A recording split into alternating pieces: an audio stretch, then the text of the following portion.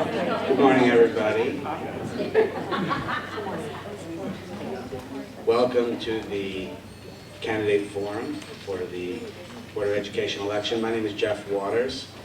I formerly sat on the Board of Education from 2008 to 2014, plus the extra 8 months for those who remember when they changed the election date.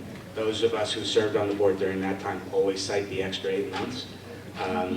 But anyway, I was for 3 years chairman of the Finance Committee, and in 2013, 2014, I was president of the board. So I want to thank the PTO conference, Peggy, Nat Carney, and Sharon Berzin for inviting me to do this and for hosting.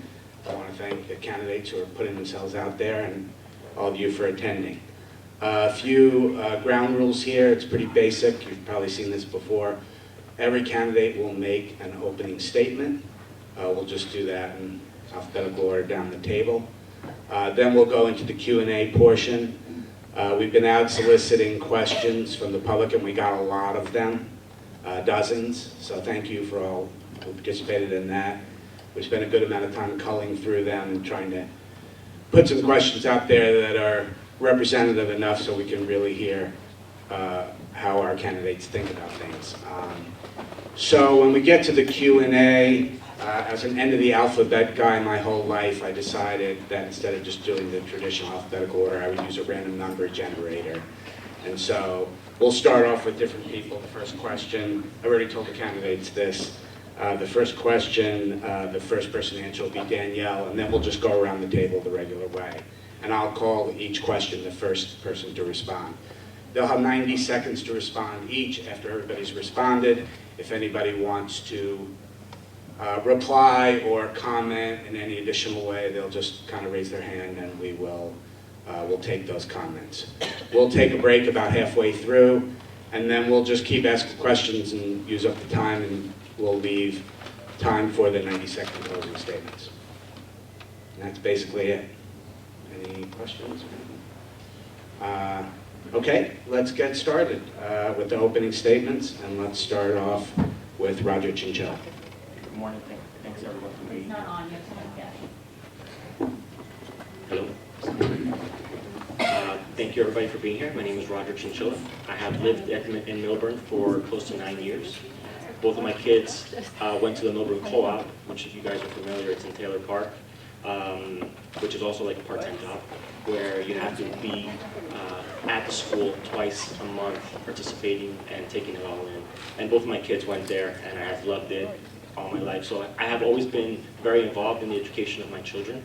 I grew up in New York City. I'm a product of the public education system there. I studied accounting at Queens College and computer science at NYU. And I have been running businesses my whole life. And this is basically a business that we're running here. But you have to be empathetic, and you have to be sympathetic, and you have to understand the needs of the parents and the needs of the children. And I try to inculcate that into my children every day. It's teaching them that I wasn't part of this bubble that we live in now, and giving them experiences from outside the bubble. So I'm looking forward to your questions, and hopefully I can answer those in a good manner, and we'll get the show started. Thank you very much. Thank you, Roger. Let's go on to Corey. Hi. Can you guys hear me okay? Is that better? Yes? Okay. Yes. So from a prepared statement perspective, I'm just going to read it so that I make sure I cover all my points. When I accepted a transfer from Phoenix, where I grew up, and also a product of the public school system there, to New York in 2010, my family was drawn to Millburn for most of the reasons that other families choose to live here too. It's a beautiful town, lots of friendly people, short commute to Manhattan, and a top-notch school district, of course. The perfect combination for family with young children at the time, who are quite a bit older now, and a Great Dane in tow. We arrived just in time for our son to start the first grade, and also to experience the snowiest winter on record, both of which were big adjustments for us coming from Phoenix. The educational opportunities that have been afforded to our children through the district's dedication to excellence and innovation are truly exceptional, and I am so glad that we ended up here. A little bit about my background. I actually studied industrial engineering in college, which is a discipline focused on process engineering. And I bring that analytical, pragmatic problem-solving style to bear on a wide variety of problems. I have extensive experience in leading large-scale change management projects, commercial negotiations, program design, policy development. I'm responsible on a daily basis for collaborating with large groups of stakeholders, both internal and external, representing a cross-functional set of needs and competing priorities to develop solutions to complex problems. Those are transferable skills that I hope to use in my dealings with the board. Thank you. Thank you. Oyen? I have a lot to cover, so I'm going to try to. Remember, you have 90 seconds. Good morning, everyone, and thank you for to the PTOC for hosting this informative forum. For those of you who doesn't know me, I'm Oyen Wolabi, and I'm excited to be running for the Millburn Board of Education. As a parent of 3 children, I have 2 kids in Wyoming, and my middle schooler just finished his, the very first year in Washington School. I've lived in Millburn for more than 10 years, and I care deeply about the community, and because we have a fantastic school system, and I'm uniquely positioned for the Board of Education role. I'm the only candidate here who is currently serving on the Board of Education. Serving on the board requires a significant commitment on a person's time, resources, and I have demonstrated my dedication to our town and to the board as a serving member. Our job on the BOE is to oversee and ensure our budget is managed prudently, and as a researcher and as a project manager, these are the skills that I bring to the Board of Education. My analytical skills and ability to deliberate as a team to arrive at decisions are perfectly suited for the role of the BOE. And as a key part of my job is risk management, which is another skill that I bring to the BOE. I have 4 key areas that I'll be more than happy to discuss later on. So, welcome. Thanks. Thank you, Oyen. Next, Danielle Prieto.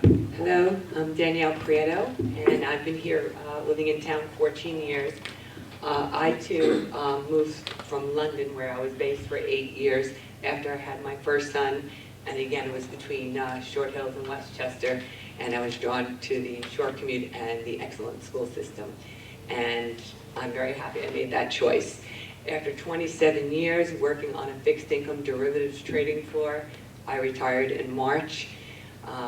I am a math geek, admittedly, and I started going to meetings, and one of the first things that kept coming, we need substitute teachers, residents, we don't have enough substitute teachers. So I went and got my substitute teaching certification, and I've been in 2 of the schools already.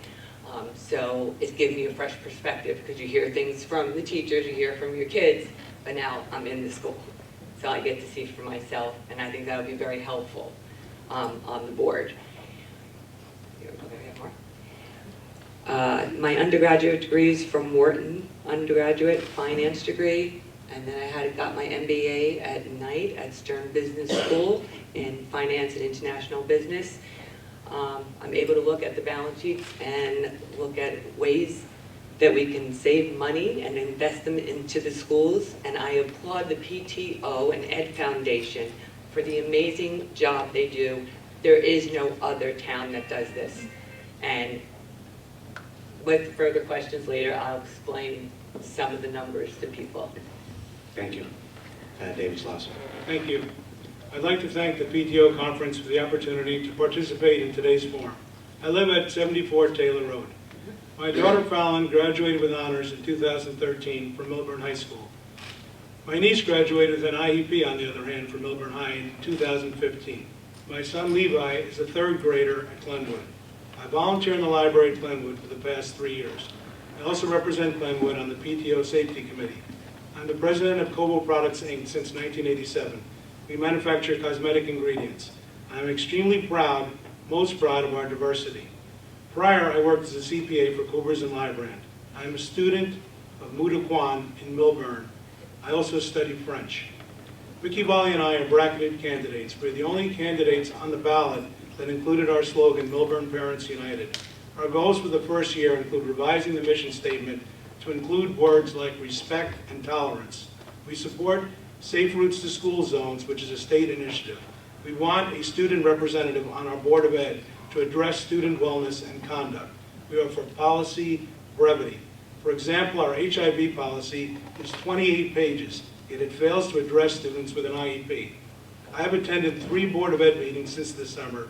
The financial reporting needs improvement. We should know our financial position and where we stand as a community on the budget. Thank you for your support for Schlossman and Walia on November 6th. Thank you, David. Caroline, update.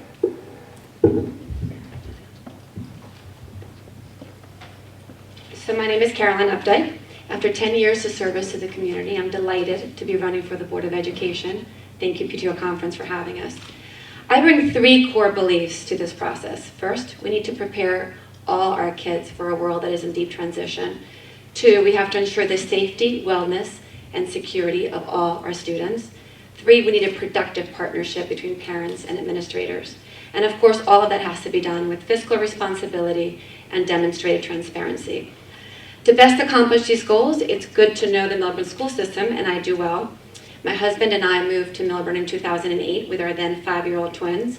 This year they entered their sophomore years, which means we know the system as parents, and I know the system as an active parent leader.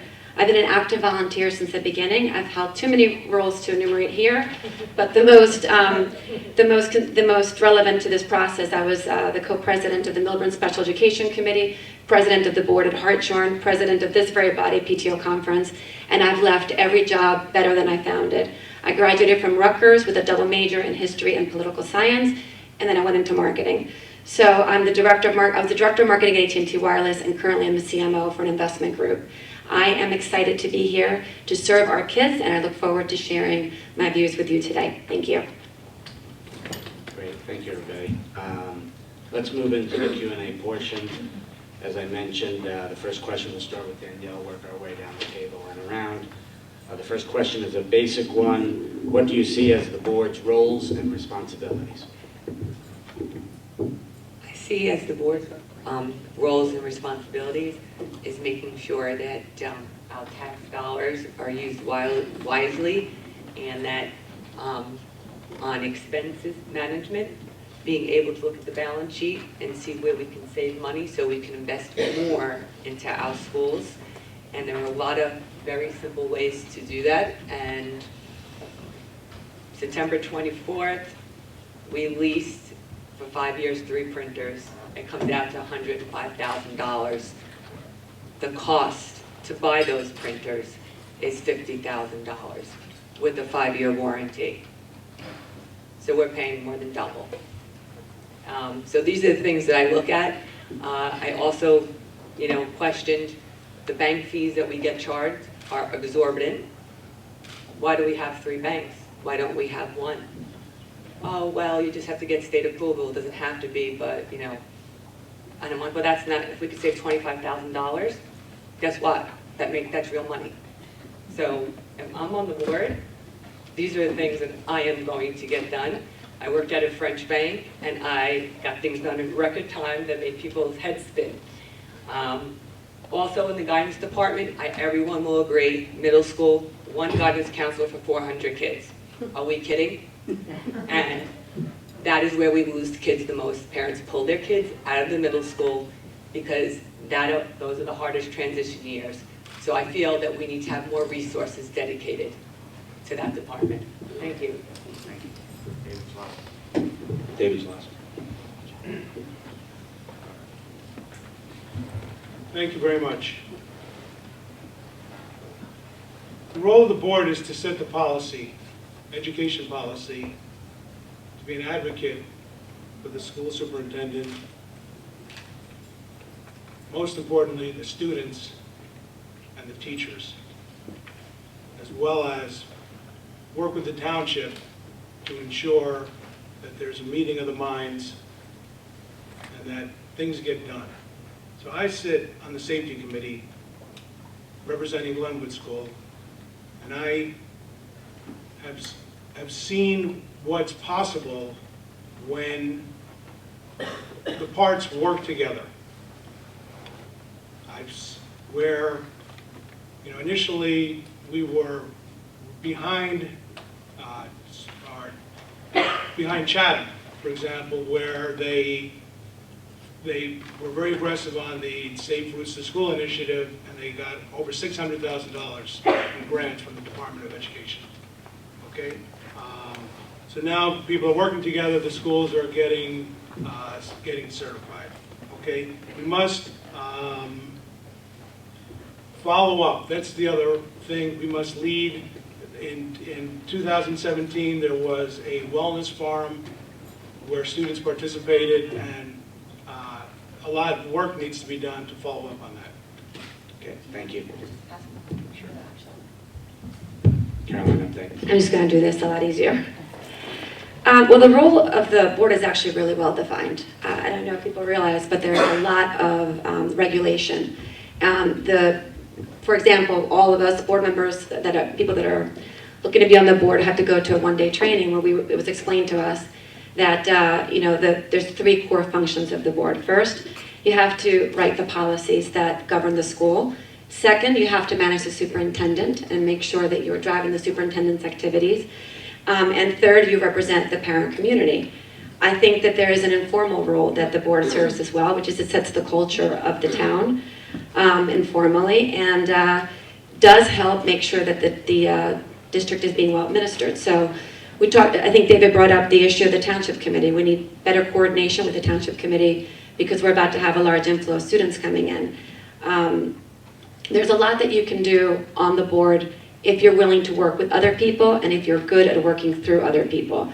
You don't really have the ability to, go off on your own and dictate policy. You have to understand process, you have to understand bureaucracy, and you really need to know what's working and work from a position of data, because a lot of times I think we make decisions that are sort of knee-jerk as opposed to really taking the time to research thoroughly a subject and look at data and context, which is really a skill that is becoming less and less visible in today's world. Thank you. Roger?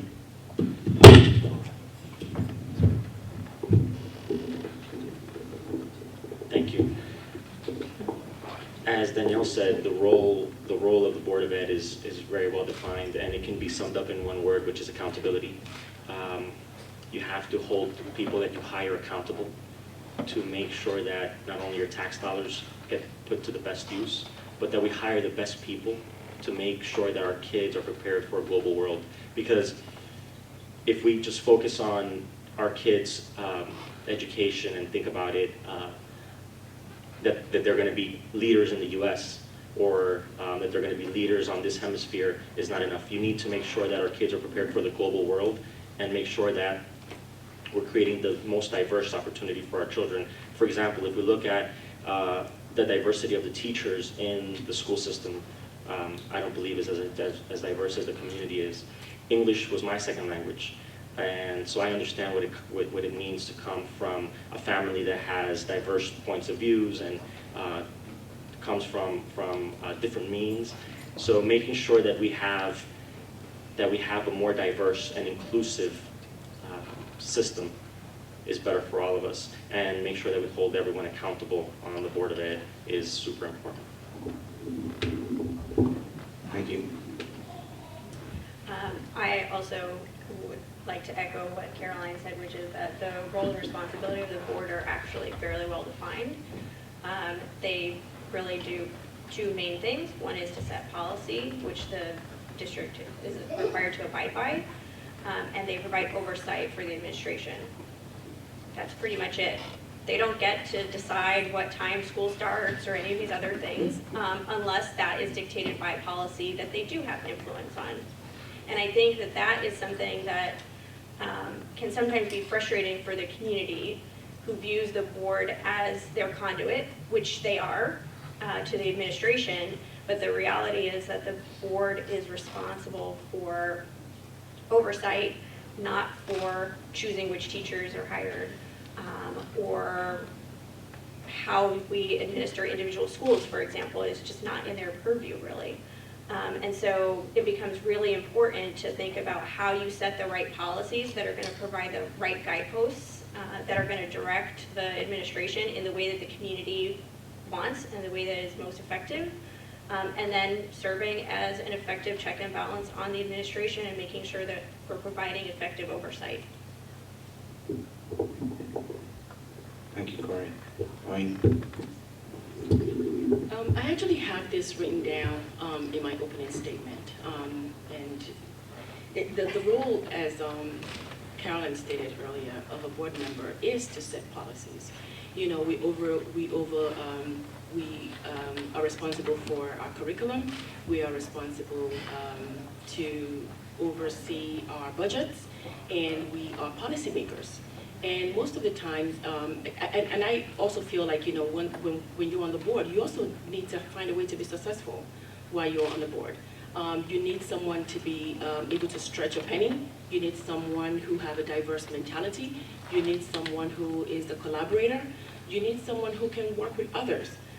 As a board member, you can't just make policies on your own. You need people to be on board with you. So you cannot just go off making, you know, your own judgments and dictating. You have to be a collaborator to be on the board. And we need to be fiscally responsible. I have 30 seconds. I mean, our main job is to really honestly set curriculum and to create policies and have great oversight over our teachers. Thank you. Great, thank you. Does anybody here want to reply or add anything on it? Is that a quick thing? Yeah, just two things that people here brought up that I thought were excellent. First and foremost, Oyen's absolutely right. Collaboration is a key thing. But you have to be careful when you collaborate, right? Because sometimes if you rule by consensus, you don't actually get anything accomplished. So it also requires, I think, people on the board who are willing to do their homework, who really, really understand an issue so that they can persuade their fellow colleagues what needs to push an issue forward. The other piece, too, that didn't get mentioned, but as I've been studying, needs to be mentioned is relative to the finances, is how we manage our debt. So, for example, we've got, we have the bond referendum. We doubled our debt a couple of years ago, and that is just sort of a form of doing business, I think, in modern day educational policy. But it is something that requires knowledge and oversight and management. And I'd like to do that if I get elected. 15 seconds.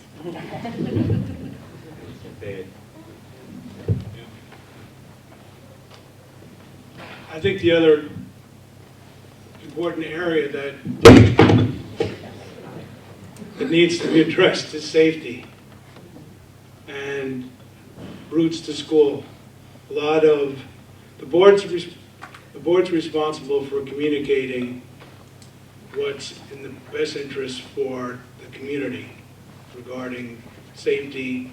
And in our community, a lot of people don't take the buses because they feel that the system's been mismanaged. And as a result, we have an extensive number of people driving their cars, taking their kids to school, which creates terrible traffic congestion problem in the town. So the board needs to get in front of issues like that so that kids can get to school safely and have a less stressful trip into school. Anyone else? I would like to say something about that. Actually, the board is not responsible to provide busing. It's done as that's not, their job. There are a lot of towns around us where busing is not provided. So if we don't provide busing, every parent is actually responsible to get their children to school. Yes, we have safe route to school, and we have a lot of other responsibilities when it comes to how our children, their curriculum and things like that, but the board is actually not. I just want to put it out there that it's not responsible to actually provide busing. I think just one. Anyone else? Okay, great. Thank you for those answers. Let's move on to the second question. Just to remind you, Corey will go first this time. Now that the teacher's contract has been ratified and the superintendent's contract has been renewed, what do you think will be the major issues facing the district in the next 3 years? That is a really hard question. I think that the administration has put forward a lot of really ambitious plans about how they'd like to see the district change over the next couple of years. I think that those things are doable, but they are going to be a huge change management exercise for the community and for the schools and for the administration. And I think that that will prove to be the biggest challenge for the district over the next couple of years, is how do we effectively manage through that change, taking into account everybody's viewpoints, making sure that people feel heard and engaged, particularly the parent community as we go through that cycle, and then making sure that we kind of plan for eventualities and we have a backup in case things don't go exactly according to plan. So really effective change management strategies about how you plan for and execute large-scale change. Okay, thank you. Wayne? I believe some of the challenges that we're going to be facing in a couple of years would be, because we're such a great school district, we will continually have influx of children. We'll continue to attract the best people moving into our town. I personally don't see anywhere we can build any more than we're already building. So we just need to be able to anticipate change and have people that can actually have risk management skills to be able to predict all of these changes. For example, one of the buildings that's going to be built, we're going to be, the school 2021, I believe, is going to be affected, where we're going to, we should anticipate large class sizes, and what are we going to do in preparation for when this time comes? Where are we going to put all of these children, and how do we maintain our excellence? With small class sizes and our fantastic school system, we will get more people moving into our town, and we need to be able to prepare for that. And that's one of the things that I'm actually helping to work on the board right now, is to be able to anticipate all of this influx of we can't stop people from moving into our town. We have a great system. So what do we do to get ready for all of these kids that will be coming into our town? Thank you. Thank you. Danielle?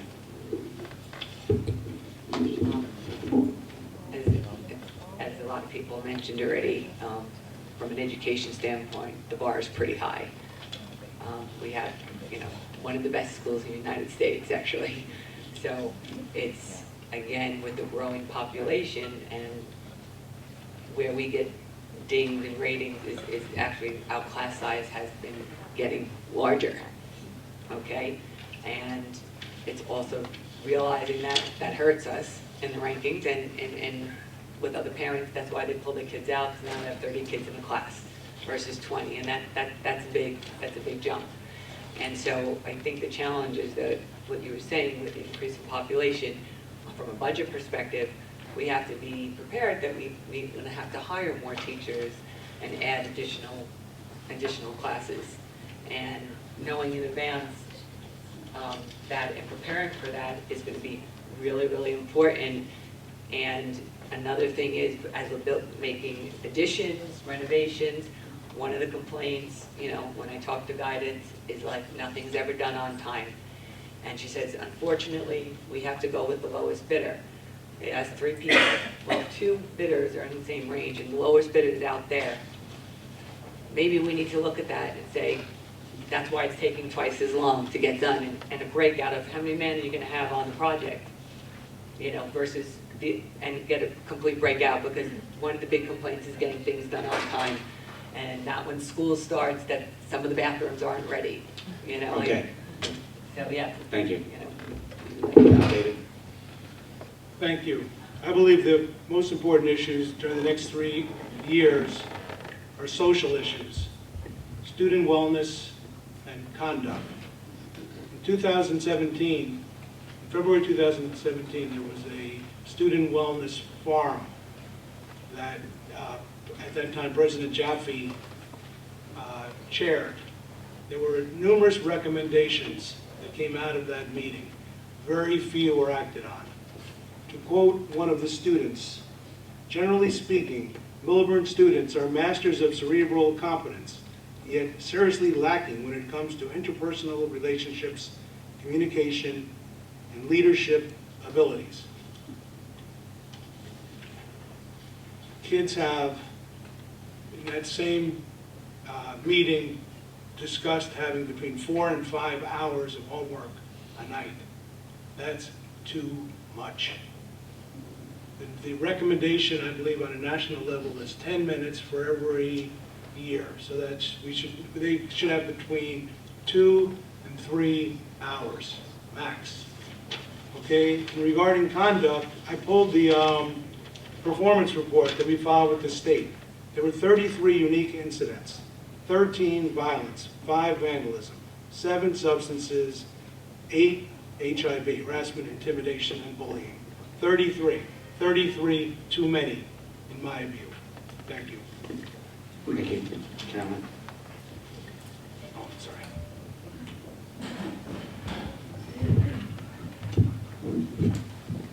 Had you asked me this question before I started the process, I would have told you that security was number one. I would have talked about the budget. I might have talked about class sizes, but I've actually been researching and talking to people. There has not been a single person that I've spoken with in any community, in any meeting that I've gone to, that hasn't brought up the issue of stress in our community. I've also did, just a little scanning, was looking at what other schools do. Chatham did a survey recently that showed that close to 150 kids in grades 6 to 12 had actually contemplated suicide. So our children are speaking to us, and our children are telling us that they're not happy. There's some other reports. The CDC did a report recently that showed that illicit drug use has gone down quite a bit in the last 10 years, from 22% to 14%. Sexual activity has gone down, but you know what? Unhappiness has gone up. Isolation has gone up. So the issue of health and wellness is a big one. What's interesting to me, though, is that as I see this challenge, I also see an opportunity in the form of some of the ambitious plans that Corey talked about that the district's trying to implement relative to Future Ready. There's a lot of instructional modeling and cultural and philosophy that's coming into the district that I think has the potential to help our kids. And I also think we need to have a secondary conversation around the number of guidance counselors and just the entire way that we handle homework policy. Thank you. Now we have to finish up with Roger. Then we'll open it up.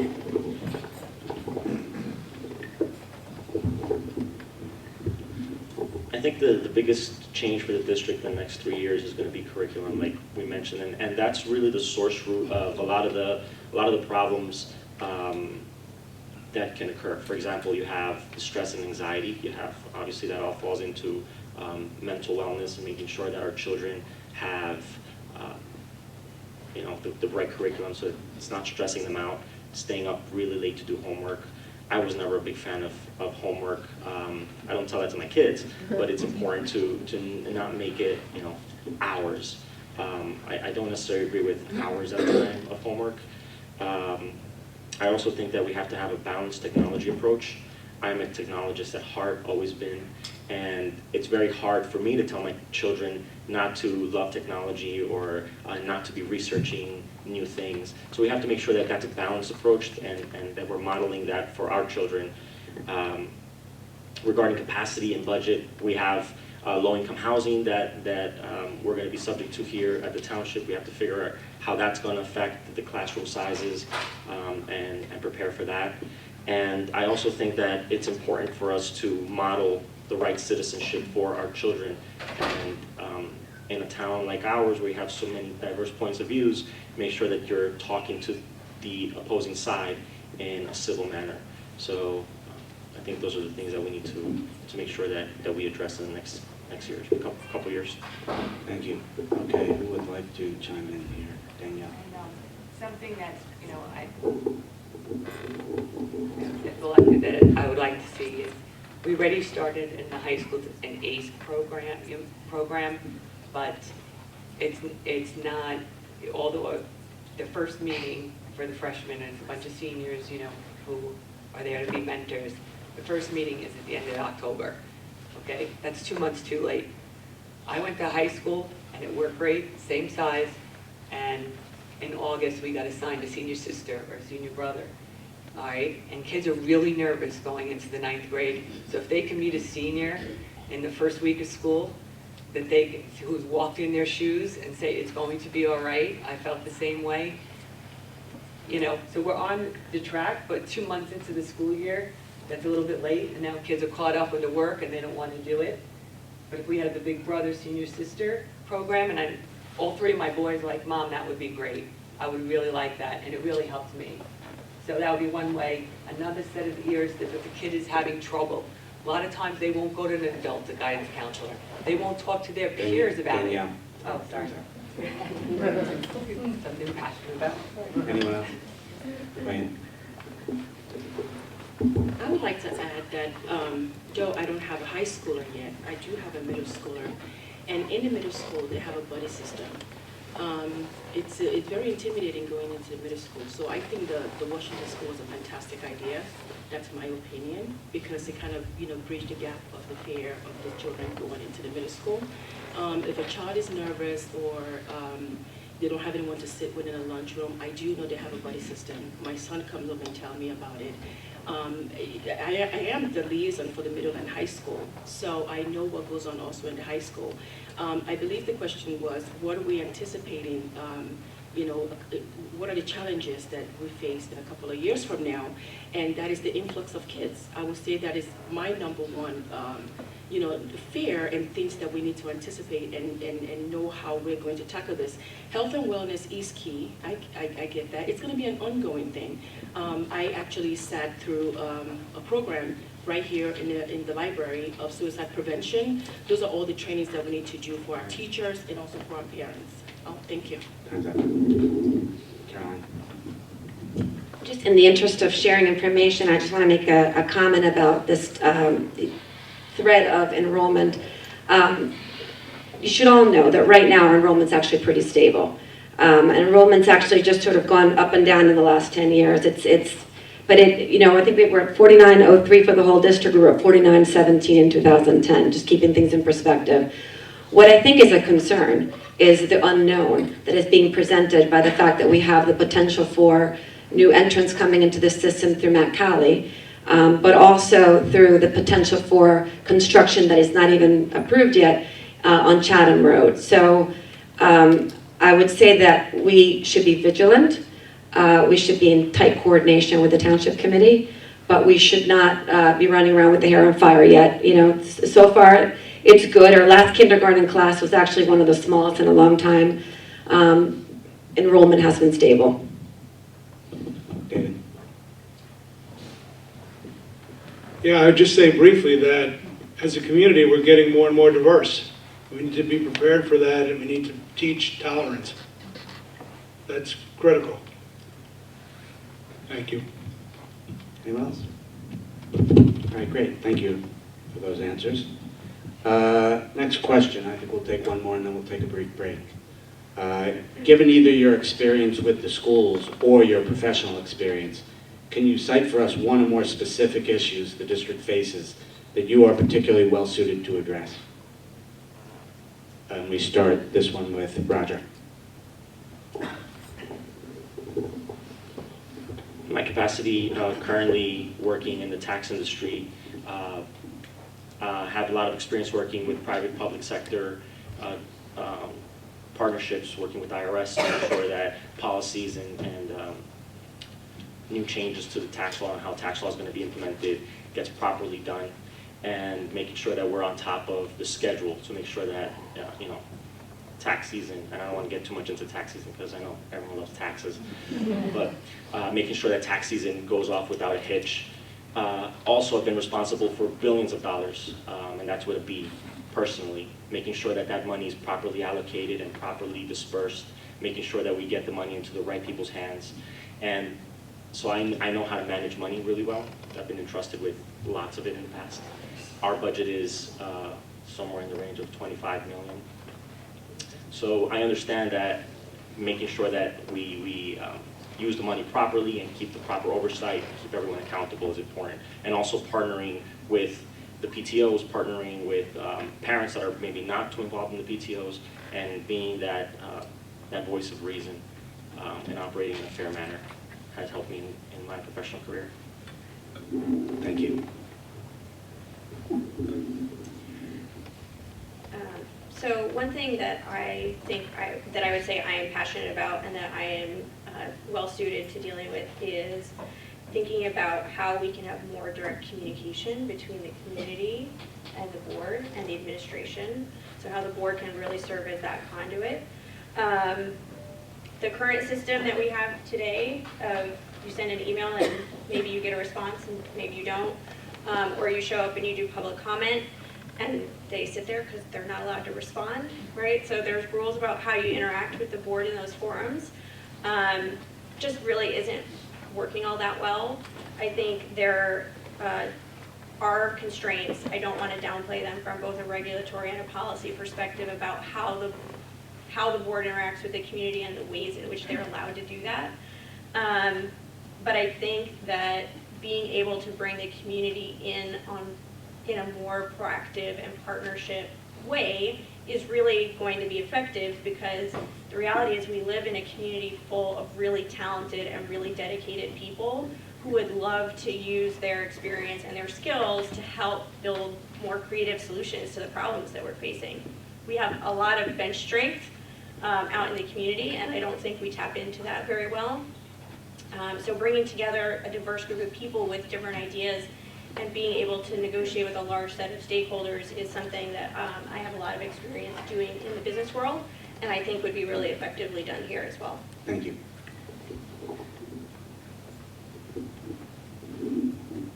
My skill as a researcher and a project manager, I feel like is very useful on the board.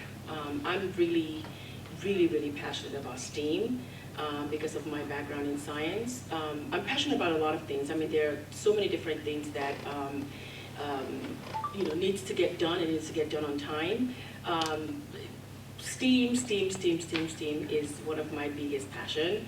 But transparency is key, and I think the current board right now is working really hard in ensuring that they are as transparent as possible.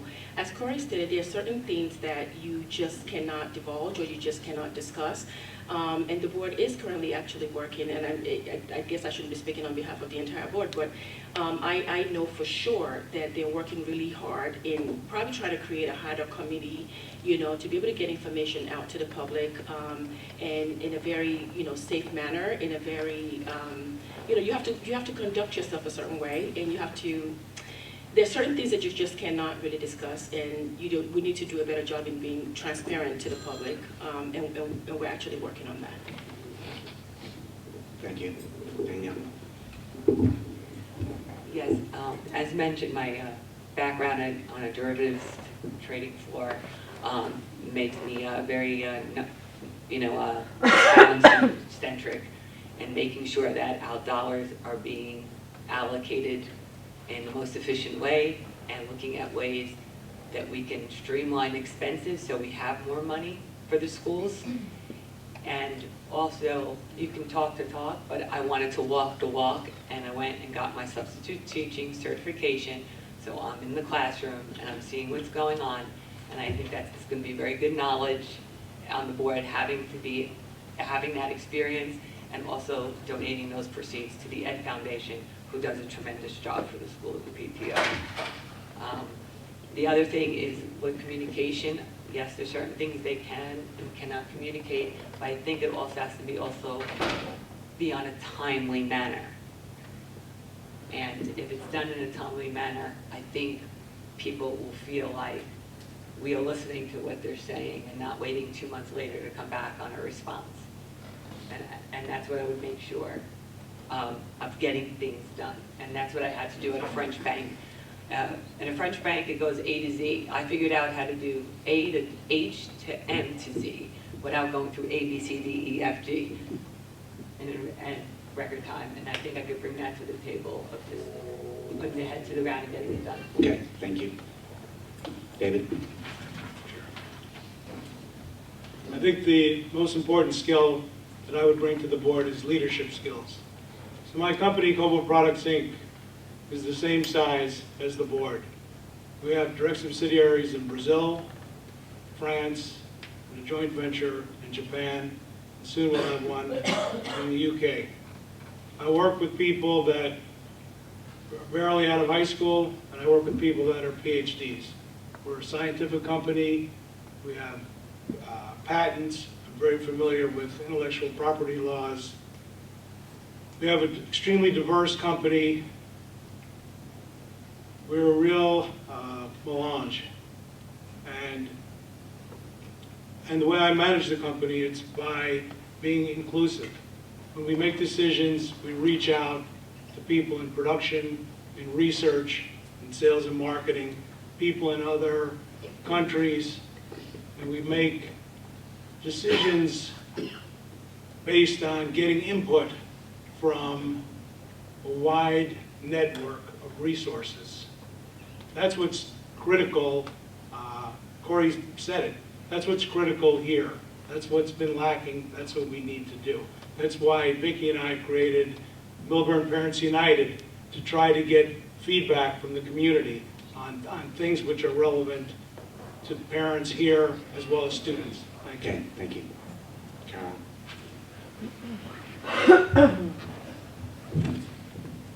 So there's a lot that I could bring to the table because I've been in this district for a long time. You could talk about the fact that I bring a lot of institutional knowledge because I've been here for 10 years working inside the schools. But I think the thing that drives me the most is what I see as a major disconnect between the community and the school system. We have a lot to be happy and proud of in this district, and yet there's still a disproportionate amount of misinformation, dissatisfaction, anxiety, in our parent community. So I'd say that probably the thing that I'd want to work on, that I think I could really work as a bridge, would be in just bringing communications back out to the community. I've been doing some research. Some of the statistics that I've read about things like college acceptances and just general successes and programs and things that we have, I think would probably calm down a lot of parental anxiety. Conversely, I think that the district needs some assistance in understanding how to better support the parent community and involve the parent community, particularly when you get to the higher levels. We try to kick our parents out for good reasons, but really parents are part of the community and the knowledge base of what's out there. So I will bring leadership, institutional experience, all that stuff, but I would say communications is probably the thing that I'm most passionate about. Thank you. Anybody want to reply? David? Regarding transparency, in January of 2018, our board president was quoted as wanting to ban the word transparency. That's a quote. So I think she's very strong in many ways, but I think that that's not a good way to communicate with the public. And I think that we need to improve the way we work with the township in order to make people feel confident that our board is representing our interests. Thank you. Danielle? I have it right here, sorry.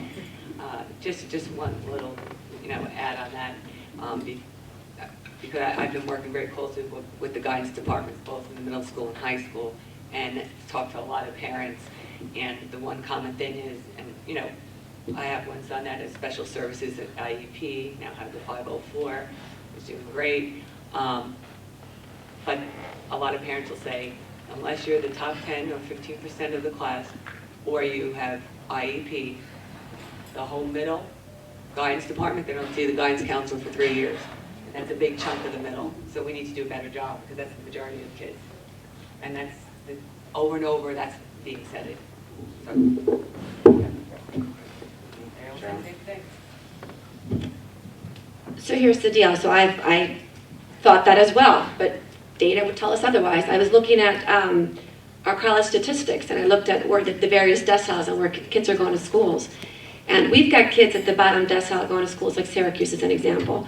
If you look at the middle decile, they're going to incredible schools. So I think that their needs are being met from a school perspective. I do completely agree with you, though, that the support needs to be better.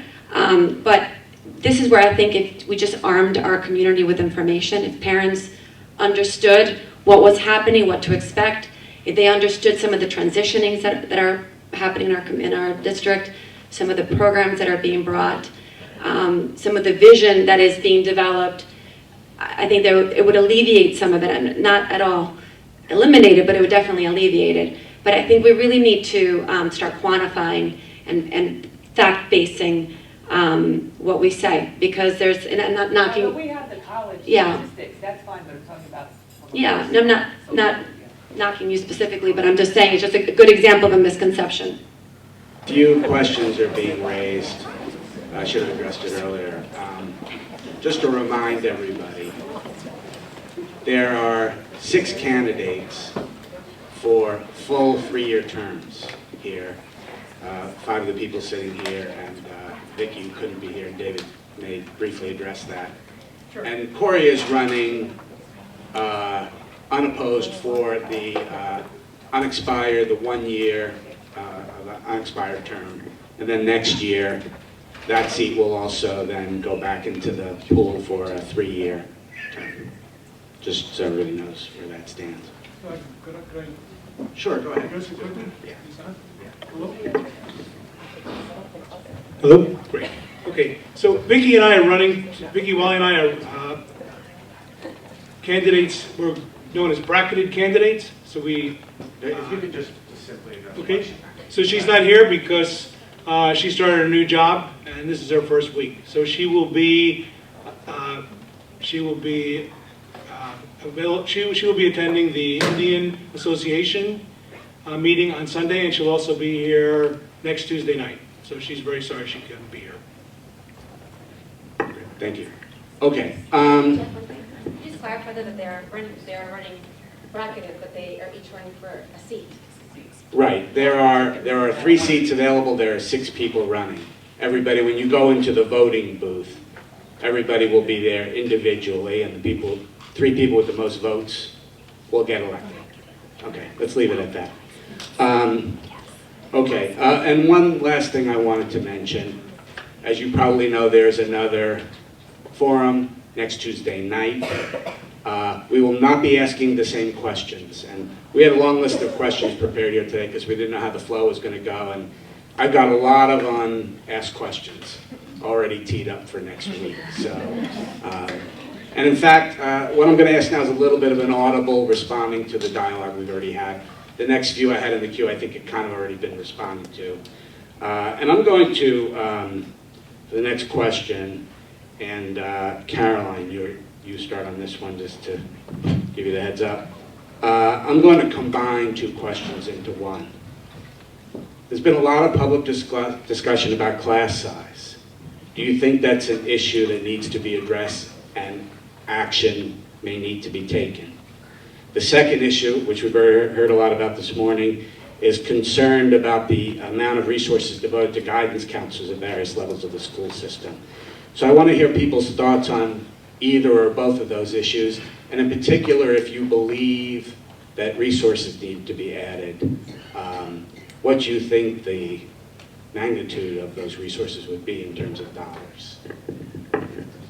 So let me tackle first enrollment, because I've looked at that really closely, and the issue of class size guide. There is a guidance that the district tries to follow.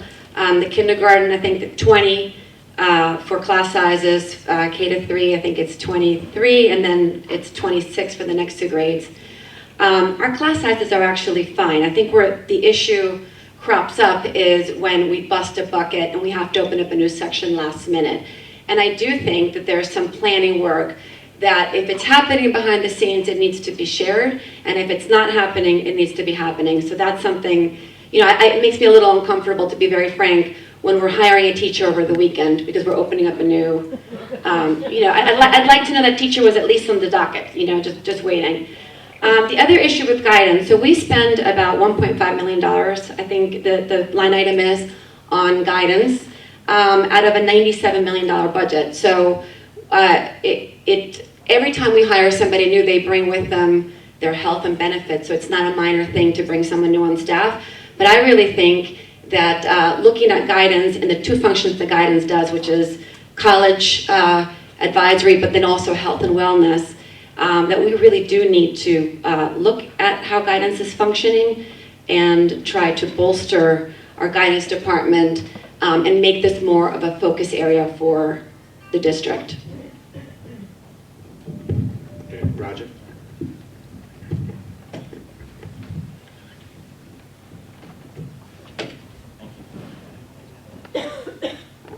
Thank you. I think that it's important to plan ahead of time. And obviously you can't keep highly qualified teachers on standby for a very long time when class sizes are, they hit that limit and they have to start a new class. And that happened in the South Mountain District as my daughter was starting the first grade. The size of the class was getting very big and they were worried whether or not they were going to be able to hire another teacher. And I think that just needs to be planned out properly.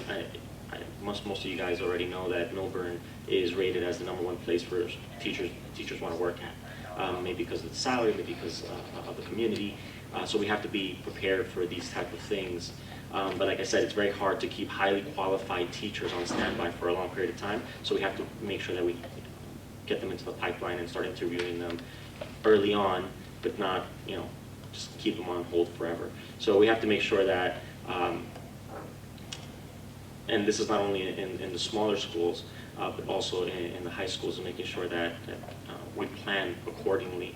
Like we mentioned before, there is going to be an influx at some point, maybe not this year, maybe not next year, maybe not even within the 3-year period that I'm here, but we need to take that into consideration as all these new developments are going to be taking place in town.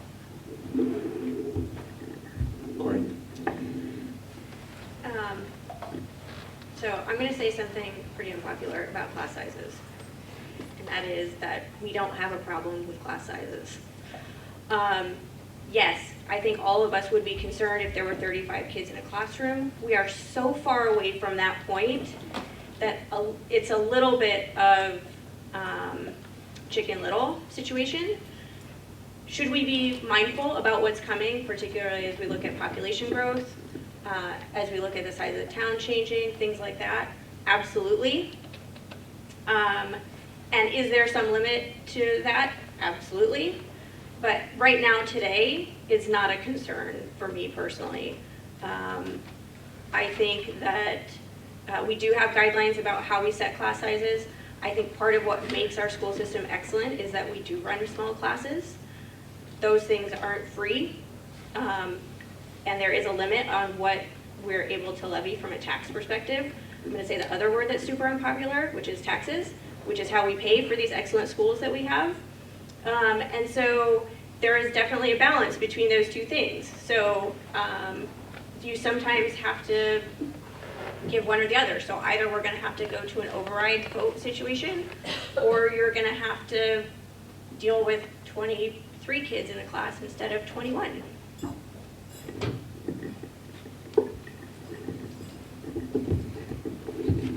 So I'm going to echo Carolyn in saying that we don't have major issues when it comes to class sizes. And we have guidelines that we have to follow that I feel like a lot of the majority, the parents are not aware of.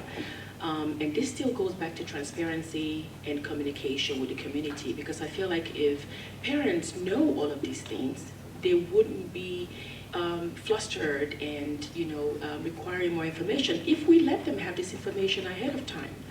Am I concerned that we will grow exponentially within the next couple of years? Yes, and we are actually looking, the district actually just hired an agency that's helping us with our teachers.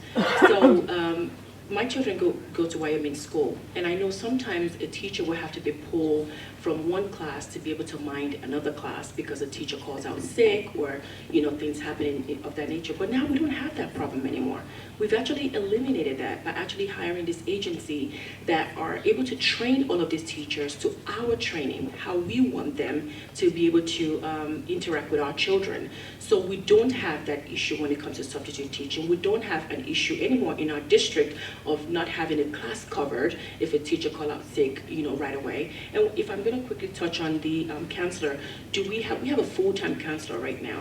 We have some who actually work in an 8-month period. I will take any questions after. Thank you. Thank you. Danielle. Yes, in regards to class size, I do agree. I think there's also a fire code, a rule with the size of the classroom, anyway, from a fire code that you can't have more than X amount of kids, given the size of the room. So whenever, it's good that they have that restriction already. And also, like, once they're in high school, like, they're going to go to college, and a lot of colleges have big lecture calls. So, right now I don't see a problem to be having between 20, 25 kids, even 30 when they're in the high school. But for guidance counselors, that is something that we do need to invest in. And we did start a program to kind of plug the gap right now. Mr. Pisa started it, having a graduate student in guidance counseling that needs to do an internship, working with him this year to pick up like some of the odds and ends, and so he can really focus. And so if this works out, first of all, we're getting to see people in their master's program that we might actually want to hire. So it's getting to test them out, not having the big expense associated with it, right? But getting them the resources. And based on his experience, and it's going well so far, maybe every guidance counselor is starting with that, and having a graduate student. Thank you. David? Thank you. I agree with Corey and Danielle regarding class sizes. And I checked the performance report too, and statistically we're where we should be. And intuitively, you want the youngest kids to have the smaller class sizes, and kids in the AP classes, they should be able to they should be able to function well in larger class sizes, and that's important to prepare them for college. Regarding the guidance counselors, I need to become more familiar with the cost structure, but I would say that it's like economics, okay? Supply and demand. We could do better regarding student stress, then the need for help will be less. So to me, the problem is dealing with student stress, and if we could do better there, it'll put less pressure on the need for more guidance counselors. Thank you. Rebuttal? Karen? I hate the word rebuttal. Yeah, I was trying not to use it. Let me amend that to... We call it sharing. So, the issue of guidance counselors is, I was in the school recently. I went to see Mrs. Siegel, who's lovely. And a couple observations. She had a line out the door of very patient children waiting. But then once I got inside, I could see why they were waiting. It was very cozy and welcoming. And kids came in and they were hanging out. And there was a lot of joy and comfort in being in that office. And I wish we had more of that for our kids. So I agree with David on the point about needing to address the root cause of the issue. But I think it would be good to, get somebody in there. And then the last thing I'm just going to make a comment about class sizes. One of the joys of working for the PTO is that you're in the building. And I can't tell you, I looked at private schools like people, many of us do. And walking around the school, you peek in and you see, in the middle school, for example, groups of 16 kids in a class, as an example, all gathered around a teacher. And you start realizing that it's a little overblown. Okay, sorry. Anyone else? Corey?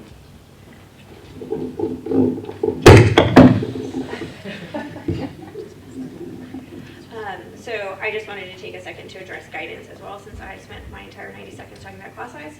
I actually think that we should increase guidance resources as well. Everybody up here kind of already said that, and in fact, Quinn might be able to talk more about this as a current board member, but I believe we have just invested in 2 more guidance resources, as I recall. Mr. Arlington was talking about that at a recent board meeting. So I do think the community knows that, but I also think the administration knows that, and they're trying to take actions to respond to that need in the schools. And so that was the only thing I wanted to add, was that I think they are in the process of adding additional guidance resources. Am I right about that? Anyone else? Great. In the interest of finishing on time, under budget, like I like to do, we're going to go to closing statements now. Let's go down the table the other way, starting with Caroline. I didn't prepare a closing statement because what I wanted to really do is just sort of summarize what we had heard here today. We have a good crop of candidates running. I think that we're lucky in that people have stepped up into the community and raised their, whoever you pick, I think you're going to end up with a nice crop of talented individuals. For me, what I bring to the table is just experience. I bring relationships in the district. I bring the ability and the willingness to do research for topics. I bring leadership and vision and passion. I have tremendous passion for kids. I think anyone that knows me knows I've taught in the schools. I literally have rolled up my sleeves and taught an ASC class for kids because I care very much about the children of this town. So that's my closing statement. Thank you. Thank you. David?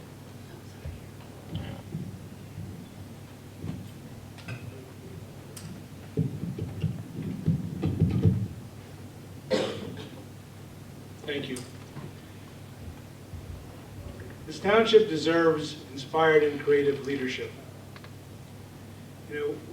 This library is a great place, but maybe next year we could be at the high school in the new education area that they built, and maybe some students could participate in the process to learn what it's like to run for a Board of Ed. I respect the conservative approach our board has taken to decision making. And after all, we are #1 in many categories. However, we must be more progressive and more proactive to remain competitive. As I said earlier, Chatham received about $600,000 in grant money to better their community. The reality is, we can't even get a board member to attend a safety committee meeting now.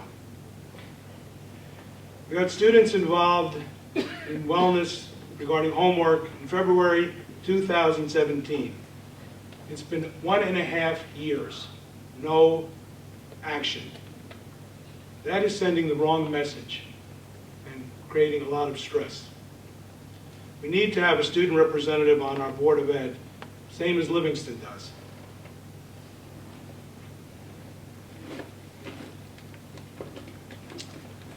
Since I started, I've been using Twitter.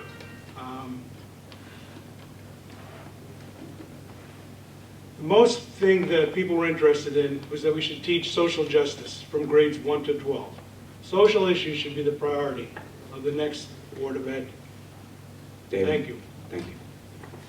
Danielle?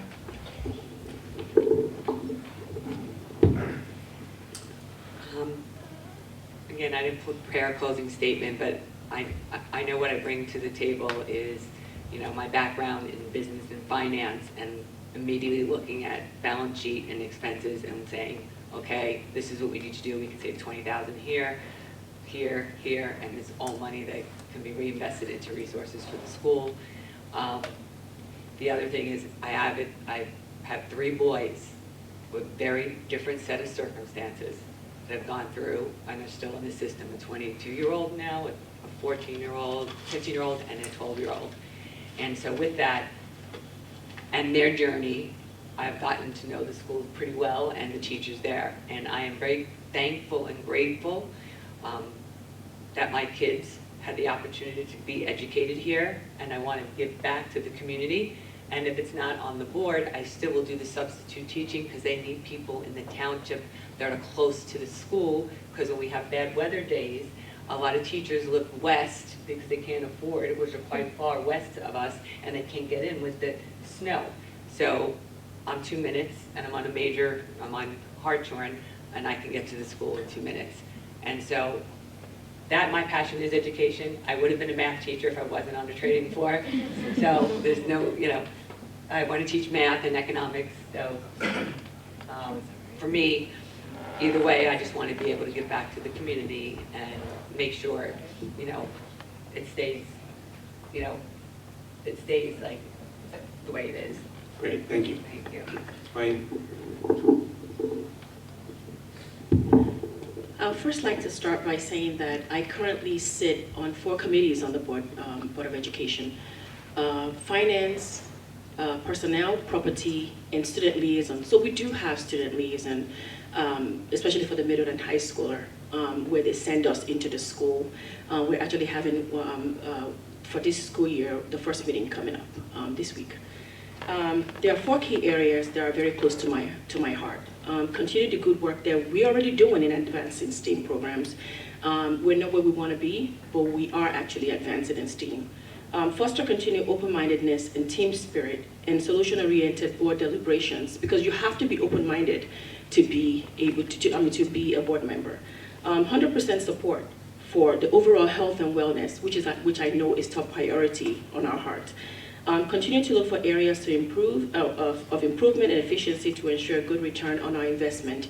Everybody wants to save money, so which is also very important. As I stated earlier, as a scientist, the STEAM is very dear to my heart. I talk about STEAM a lot. I live and breathe science. And I'm also a product of the public school myself. I firmly believe in our public schools, and I'm committed to ensuring that children get the best experience possible. I look forward to the opportunity to continue to serve our community and our children, and hope you will elect me to continue the work that I've already started. So please come on November 6th to vote. Thank you. Corey? I did not prepare a closing statement. So I will just very briefly say thank you to all of you for coming out and participating in this event. Thank you to the PTOC for hosting us. Thank you to Mr. Waters for his excellent moderating skills. I think it's really indicative of our community that so many folks showed up at 11 o'clock on a Tuesday to hear about the Board of Education. And I think that, for me, is what's really exciting about being part of this community, and I hope to have the opportunity to serve on the board next year. Roger? I didn't prepare a closing statement either, but I didn't prepare an opening one either. So I'll just talk to you guys from my heart. Steering a ship in still water is, easy, but steering a ship in rocky water is where it gets hard, and I've done that in my personal life as well as in my professional career. So when it comes to taking initiative and building community and getting people to be heard, for example, when I started Happy Millburn in the summer of 2017, just because we wanted to change the discourse and be able to talk to people freely and say things how you feel them and how you perceive them, not always just hitting people in the face with data and making them feel stupid. It's about engaging people and talking to people and asking them why is it that they feel that way and why is it that they see things that way, and being empathetic, dealing with legal issues all the way from an initial case to settlement or to judgment. I've done that whole thing before. Have the experience of leading teams, both small and large. Have experience dealing with family members who have mental illness or take into consideration their mental health, and inspiring people to be independent and maybe entrepreneurs, which is not super popular when you're just focusing on them and going to school, but it's all things that that I embody. Thank you very much. Thank you. First of all, I want to thank the candidates. That was that.